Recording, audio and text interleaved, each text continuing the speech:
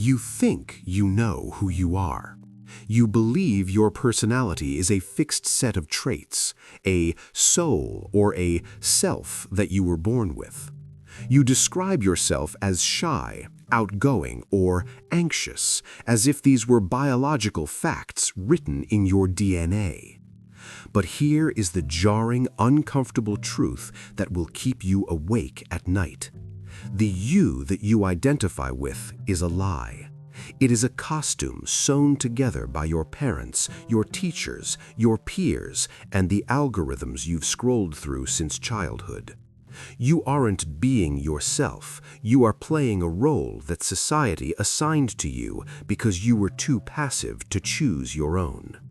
You feel stuck and predictable because you are a known variable in everyone else's equation. As long as you remain the version of yourself they expect, you are easy to manage. Today, the archive opens a forbidden chapter on Law 25. I am going to show you how to burn your current identity to the ground.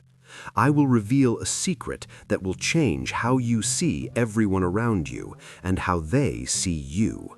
You are about to become the architect of your own mask.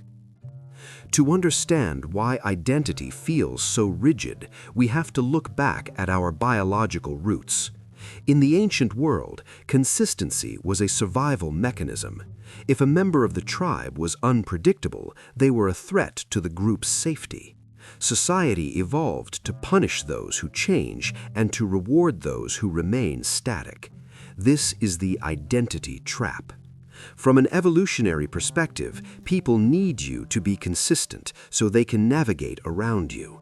They want to know exactly how you will react so they can maintain their power over you. When you say, "I'm just being myself," you are actually saying, "I am remaining in the cage they built for me." The elite understand a truth that feels like dark magic to the masses. Identity is not a prison. It is a weapon. It is a piece of clay that can be molded, fired, and broken whenever it no longer serves your purpose. Think about the alpha of any group. He doesn't just exist, he performs status. He masters his body language, his tone, and his reactions to command respect. He knows that if he appears vulnerable, he loses, so he creates a mask of invulnerability. Law 25 is about taking back the chisel. It is about realizing that if you do not recreate yourself, you will be defined by the lowest common denominator of your environment. You must become a protean figure, named after the Greek god Proteus, who could change his shape at will. To stay in one form is to become a target. To be many forms is to be untouchable. Let us enter the archive to analyze a modern master of Law 25, Curtis Jackson. Before he was 50 Cent, he was a ghost, a nameless hustler in Queens who had been shot 9 times and left for dead. Most people in that position would have identified as a victim. They would have carried that trauma as their new skin for the rest of their lives. But Curtis Jackson understood that the version of him that got shot had to die. He didn't just recover, he recreated himself from the molecular level up. He changed his voice. The trauma to his jaw gave him a new, menacing slur. Instead of fixing it to sound normal, he leaned into it. He turned a physical weakness into a psychological brand. He stopped being a rapper and became a myth. He carefully curated his image, wearing a bulletproof vest everywhere and speaking with a cold, detached authority. He made himself the bad guy that the world couldn't stop watching. He didn't ask for permission to be a star. He performed the role of a king until the world believed him. He designed himself to fill a gap in the market. By the time the world realized it was a performance, he already owned the theater. He mastered Law 25 by realizing that the Curtis who was a victim was a liability, while the 50 Cent who was a god was an asset. You are ready to break your old mold. Here are 5 power moves to recreate yourself and dominate your environment. The first move is the tactical rebrand. Stop telling people your life story. Your past is a leak in your power. Scrub your social media of anything that shows you as vulnerable, confused, or average. Start speaking about your past in vague, mysterious terms.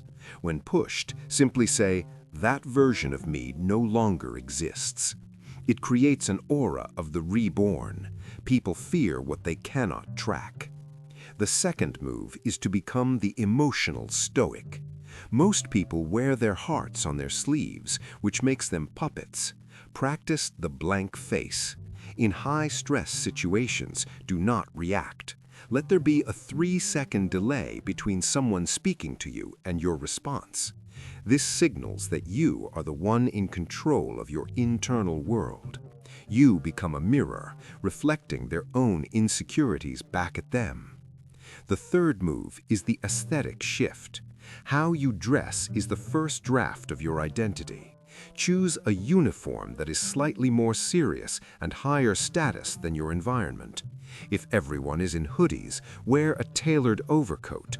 You are signaling a new rank. People subconsciously treat you according to the role you are dressed for, not the person you actually are. The fourth move is strategic absence. The old you was always available. The new you is a ghost. Stop replying to texts immediately and decline at least 30% of social invitations. Simply say, "I'm focused on something else right now." Scarcity creates value. By withdrawing, you force people to reevaluate your worth and wonder what big things the new version of you is working on.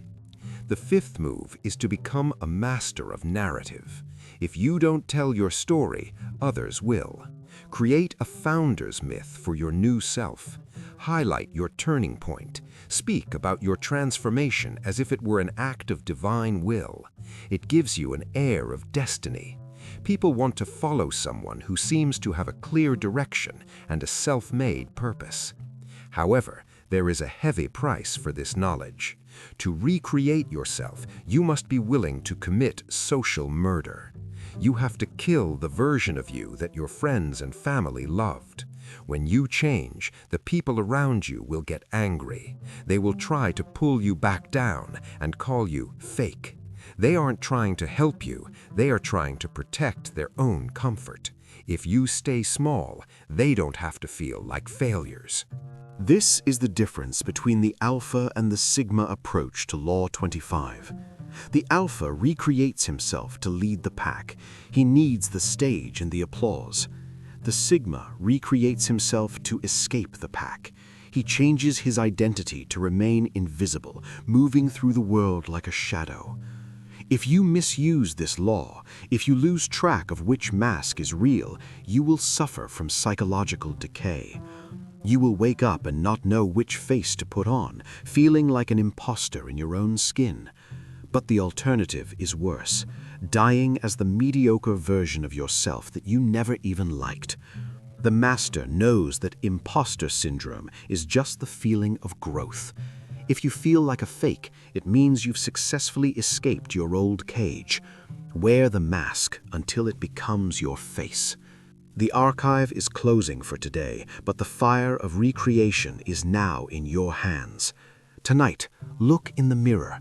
Look past the skin and the bone at the you that society built. Are you brave enough to kill that person, or will you spend the rest of your life playing a role you never chose? This is an educational fan channel dedicated to the surgical wisdom of Robert Greene. We don't teach you to be authentic, we teach you to be effective. If you are ready to stop being the puppet and start being the architect of your own power, subscribe to Unlock the Archive.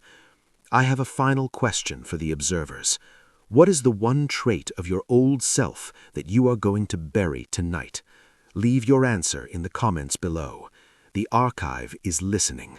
Stay observant, stay fluid, stay powerful.